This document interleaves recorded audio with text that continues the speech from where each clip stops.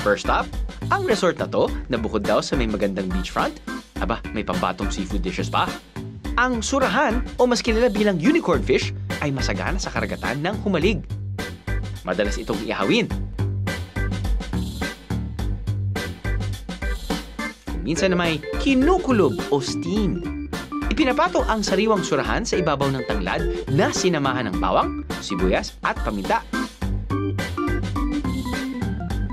Saka ito nilalagyan ng tubig na may konting patis. Tamang-tama lang ang tubig nito para kapag kumulo, ang singaw o steam nito ang siyang makakaluto sa isda.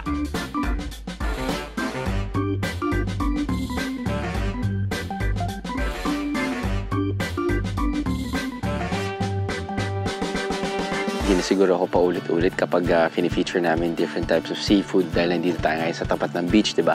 Pero okay lang dahil ang mga notables dito ay lobster, meron kang pusit or octopus actually. Ito ay, hindi to tilapia, no? Ano yan? Bukawin. May isang malaki silang isda na sabi nga ng aming cameraman, hindi umiitim dahil sa sunblock. Pero yung abundant daw talaga dito sa kanila ay ang unicorn fish or yung surahan na usually iniihaw or kapag masipag sila gano'n yan, no? Pagka masipag sila ay kinukulob, sini-steam.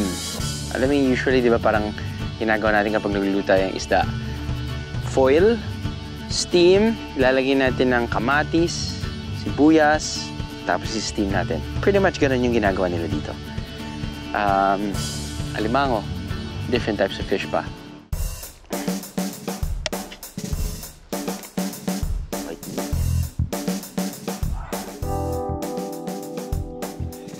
Tayo. Ano?